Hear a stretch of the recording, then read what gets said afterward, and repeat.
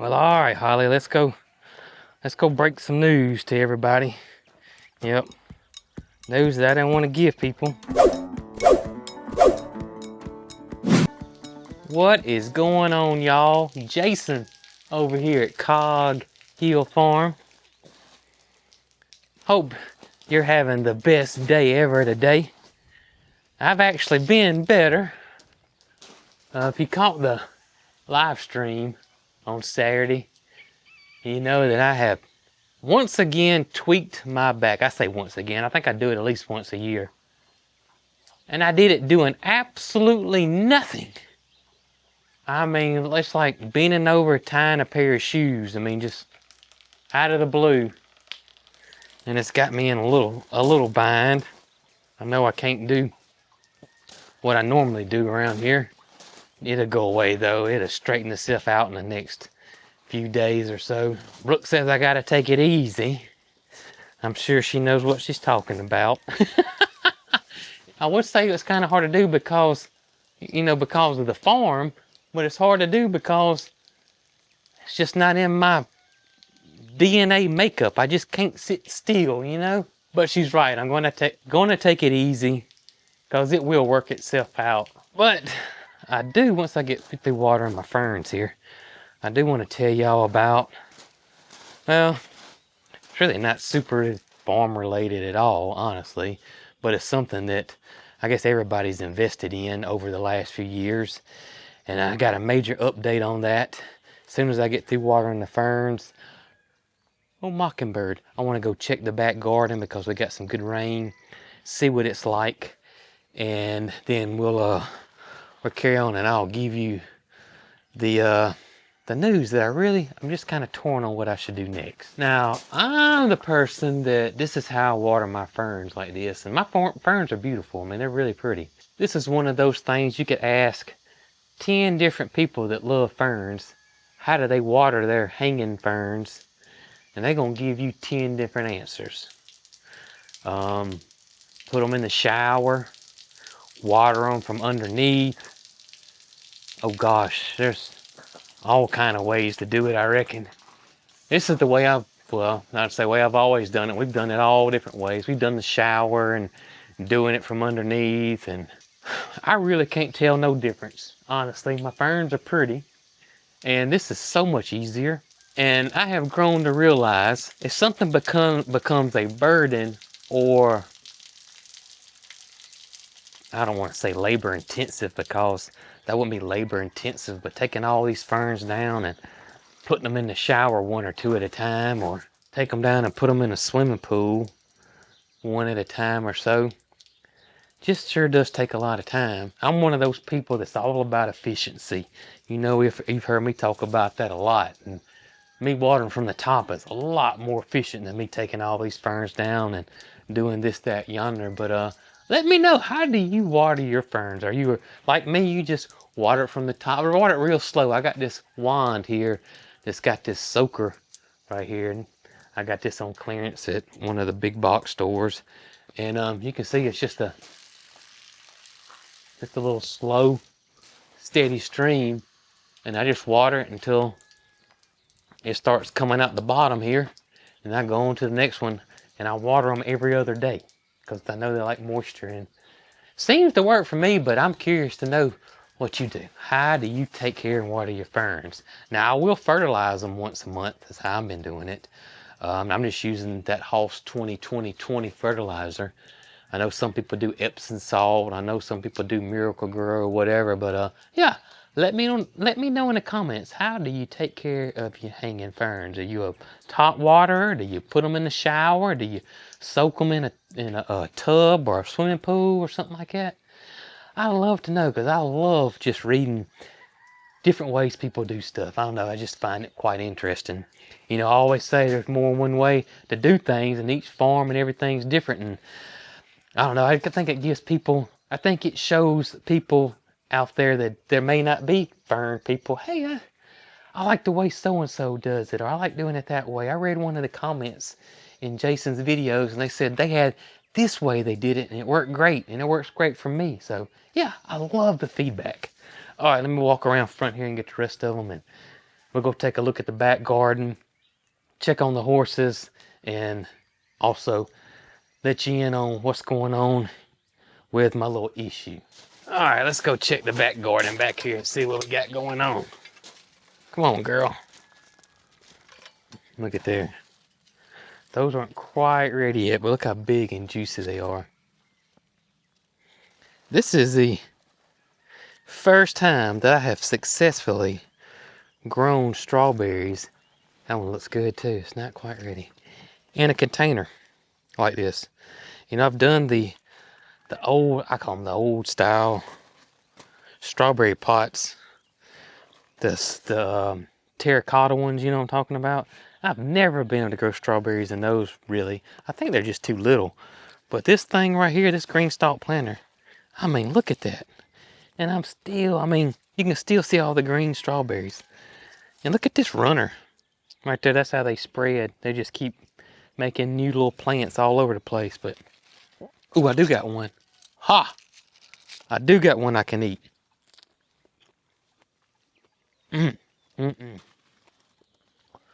It's like the gift that keeps on giving back here.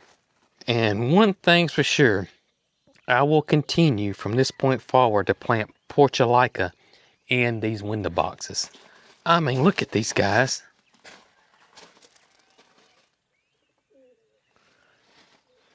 Man, this is the best my window boxes have ever looked back here.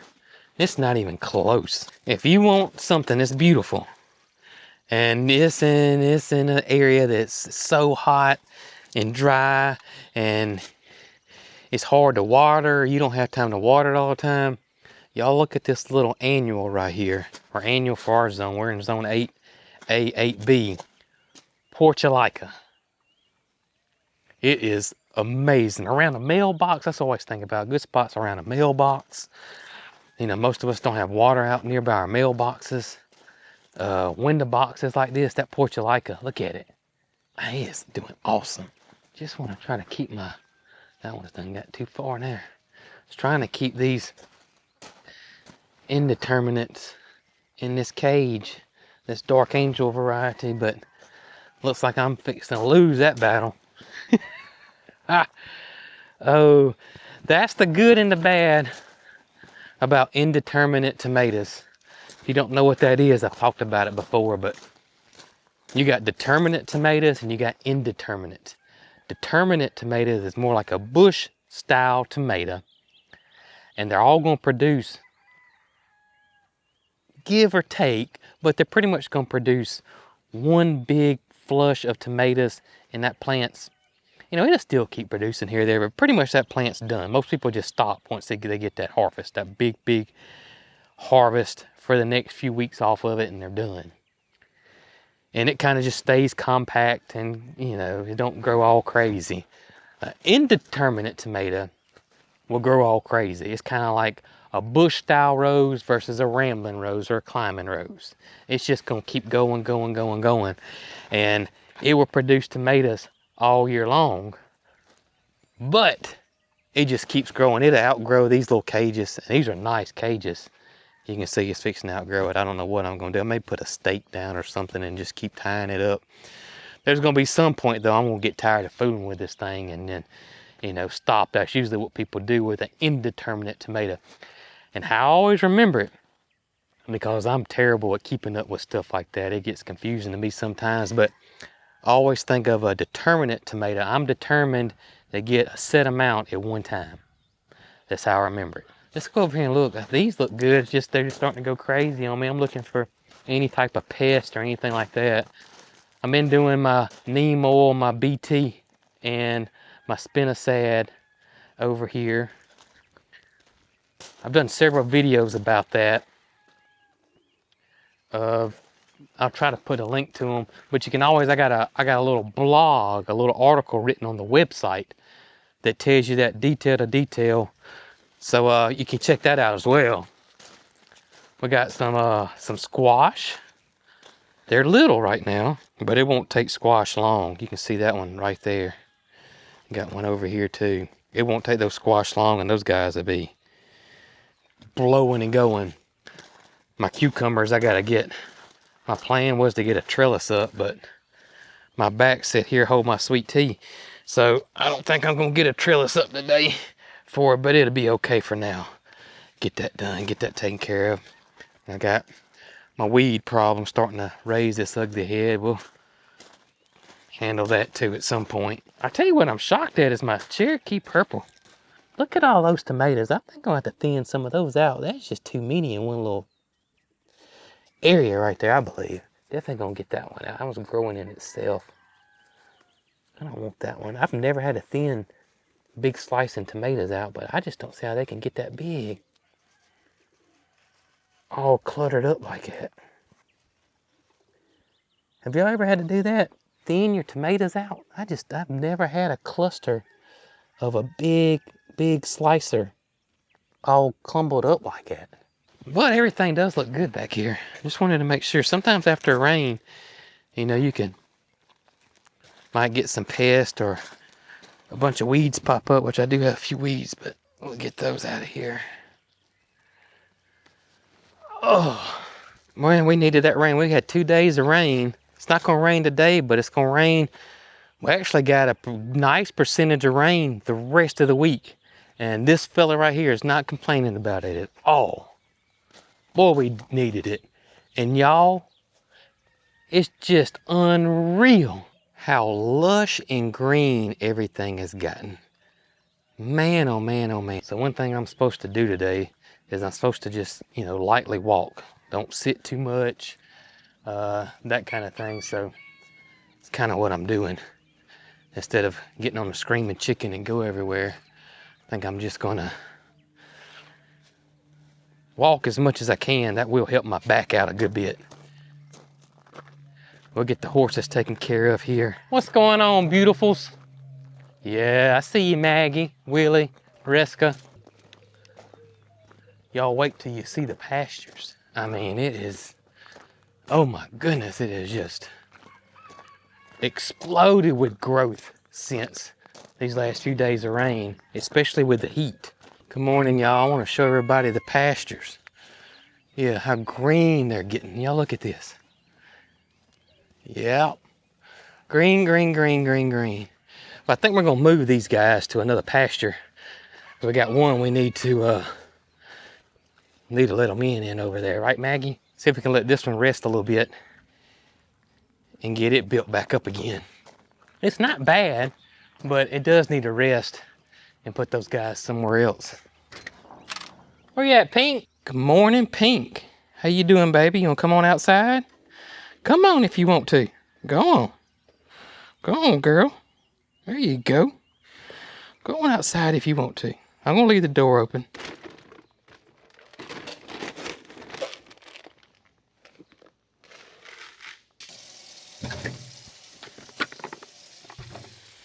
And I would like to apologize for today's video because I know it's probably not going to be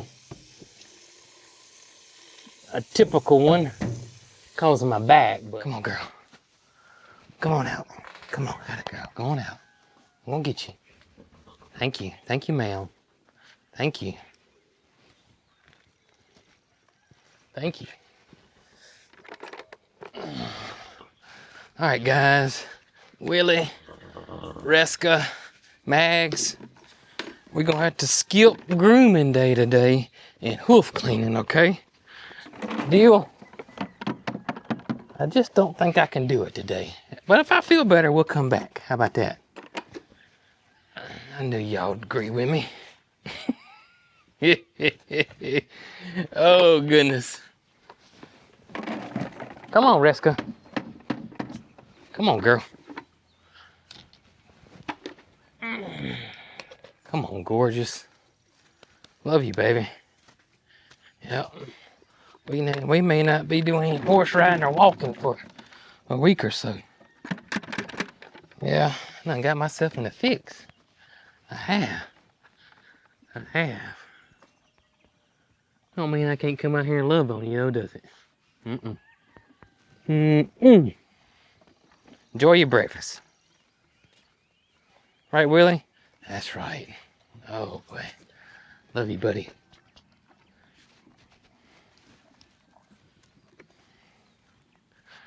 Gotta come over here I gotta give all of them some type of loving. Yeah, some type of attention. And since we're not gonna be able to get brushed and hoofed it, right? Right, baby. I tell you, I'm pretty sure it's a nerve. It's on the back side back here, real tight on my right side. And if I look down real sharp, or just look down, you know, down, like my chin points down or my chin points up, I look up real sharp, boy, it'll shoot a pain right down through there. It's just real tight and just a little null pain.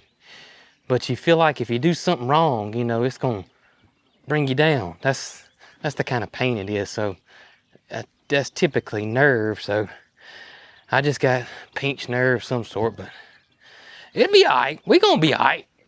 It always works itself out. I just gotta take it easy for a few days, right, Pink? I leave that side door open for Pink over there instead of these front ones, because sometimes those darn peacocks that come in there, whew, they make a mess. Let me just tell you. I don't need them in there scratching up SO and doing their business on SO. They can just stay out. They don't use the side door like Pink does. Well, all right, Holly, let's go break some news to everybody. Yep, news that I don't want to give people, because I'm at a loss. Yep, I don't know what we need to do next, girl. Come on, let's go. Well, y'all, here we are. And of course, y'all know who this is. This is Termite, the little Volkswagen bus that we got over 2 years ago now. I can't remember the exact date, but I know it's over 2 years now. So we've had this van or bus for 2 years. And just a quick synopsis or a quick story about it before I tell you what's going on, in case somebody does not know, because we get a lot of new viewers. That is this. We purchased this from an older lady and test drove it. Everything was great. It looks wonderful. The inside's immaculate. I test drove it for a few miles, no issues at all. Purchased it, got in it to drive it home, and went either 0.8 of a mile or 1.8 miles, and it shut off, and it's pretty much never ran since. At that time, we had lots of rust in the gas tank. The gas tank was rusted out, even though we were told it had been sealed. Gas tank was rusted out. So I thought, well, that's no big deal, because this thing ran beautifully when we drove it. Beautifully. So I was like, well, rusted gas tank, that's no big deal. I'll get another gas tank, or I'll clean this one out, do it myself, we'll be fine. Tried to clean this old gas tank out. I don't know how many gallons of rubbing alcohol I ran through it, and water treatment, everything. Never did get clean enough. Ended up damaging the carburetor from what I was doing, because I thought I had it all out, but I messed the carburetor up. Anyways, I was like, well, I just ordered a gas tank, put a gas tank in it. Well, come to find out, you got to pull the motor out of this thing to put a gas tank in, and everything's in the back because it is air cooled. This is a German air cooled vehicle. Then I got to second guessing myself, because I didn't think I could get this motor out and put it back in myself. But I knew a family, this is their passion. They absolutely love Volkswagens, and mainly Volkswagen buses.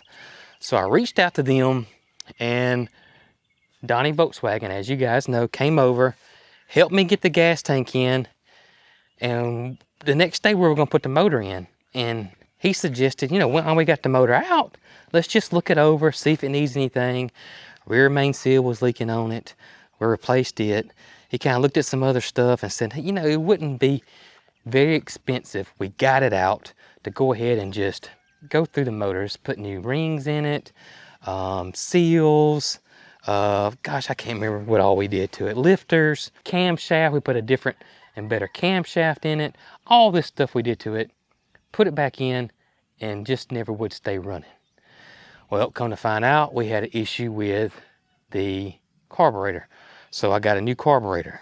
Then we had an issue with the distributor. So I got a new distributor. And every time we fixed something, something else happened. And it got to the point where the motor sounded loose, took the motor back out. Donnie Volkswagen took the motor home with him and it stayed over there for a good little minute. Brought it back, still issues with the motor. It would crank and run, but something seemed off. And then a fan of the channel, Mr. George, who was a professional Volkswagen restorer. That's what he did in Colorado. He restored old Volkswagens and got them up to show quality, frame off restorations, these high dollar things. And he was like, look, stop, I want to help you get this motor redone and put it back in, and it'll be right. So me and George ended up becoming really good friends. He came over several times, redid the motor, got it put back professionally. Everything was gravy. Then we had a starter issue. This is what I'm talking about. And then that led to some alternator issues. And that led to the throttle cable that I had just replaced. The tubing it was in had broken in half, and so the throttle was sticking. And George kept coming back and forth, and he lived an hour away from me. And finally I asked George, I said, man, I hate you driving over here 2 hours round trip. You know, every weekend, every other day, helping me with this thing. Would it be a good idea if I just brought it to you? And he said, absolutely, that would help me out so much. So we get it to George. And still thinking, really nothing major, just some little tweaks here and there. George gets it, and he starts looking, and like I said, one thing leads to another, and that's where we're on this. George has discovered major rust issues on Termite here that was covered up with rubber undercoating spray and Bondo. Or I should say Bondo, then undercoating spray. A lot of filler, and whoever did that just covered it up with rubberized undercoating spray. If you don't know what that is, it's kind of like a rubber spray paint that a lot of people use, and the factories used to put it on there from the factory. I don't know if they still do or not on certain vehicles. On these older ones, they didn't. But you spray it underneath your vehicle, and this is kind of a sound deadener, and it prevents rust. Also, it's really thick. It never kind of dries. It stays rubbery, and you can use it to hide stuff. And that's what happened here. And the more George dug, the more he found rust. The battery tray was about to fall completely out. He replaced it. He fabricated a new battery tray. What would happen is all of a sudden he'd get it running. He could drive it. Everything's fine. And then it would just shut off, or it wouldn't crank back up again. So through his diagnosis and looking, we got some major electrical issues that are intermittent. It's not all the time. It may not crank for 4 days, and then it'll crank and run. It may drive 3 miles. It may drive 4 foot and shut off. We're having ground issues because of all the rust. We're having electrical issues because the wiring harnesses in it pretty much need to be completely replaced. Yes, it's become a money pit. So that is where I am on this van. Do I continue to try to get this thing fixed? Do I continue to try to... I really don't know. I really don't know.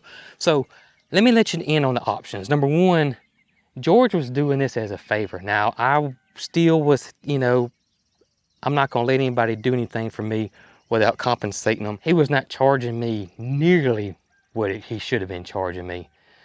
And, you know, you're a mechanic, you're a technician. You don't know how long something like this is going to take to repair. You know, it may take a month. It may take 3 months. You cannot put a price tag on that for the most part. I completely understand why George hollered calf rope on this. He doesn't have a shop. He doesn't have a lift. He was working this outside on his carport because this should have been a simple fix for somebody, you know, with his expertise. When you get into this, you need a garage, you need a lift, you need a lot more stuff than just working on it outside in your front yard. We got options. One option is we can find a bus that has a good body and take the engine, the motor, the interior, all that out of that and put it in that bus. We can take this to another shop that has a lift, all the tools, all the stuff, air compressors, all that, a for real shop, not somebody that's, you know, trying to do this in their front yard and take it to a big repair facility. And we found one that we kind of know of a little bit, and that's in Georgia. So I can haul termite all the way to Georgia and see what they say. And they may get over there and say it's not worth fixing because of the rust. I don't know. Or I can try to fool with this some here and there, see what all I can get going on it. Or the last option is just to wash your hands of it. I don't know who I'd even sell this to, the condition it's in. The motor's fabulous. Transmission seems to be okay, far as we know. Haven't driven enough to see, but far as we know, the transmission's okay. The interior is pretty much immaculate. There's a lot of stuff in here you could salvage, but I'm not gonna put this in my yard and say, hey, I wanna part this out, and somebody comes say, I need a emblem, I'll buy this emblem from you. And you know, I'm just not gonna do that and somebody come pick it to death. And I'm not gonna sell this thing to somebody and, you know, have what was done to me and not be honest up front. This will be, you know, I'll be completely honest with whoever bought this if we go that route. I don't know what to do next, honestly. And also, you know, when we got this thing, this was Brooks and Mary Carl's dream vehicle. They've always wanted one of these cute Volkswagen buses, and I think they're cool too. But now it's come to the point where Mary Carl absolutely has zero interest in this now, because it's been a 2-year headache. Zero interest in it. And Brooke is about there herself. I don't know what to do with this. I have no clue what to do with this. If anybody has a really great idea, send me an email, leave it in the comments. I'm kind of at a loss, pretty much, really, honestly with y'all. I am. I'm kind of at a loss.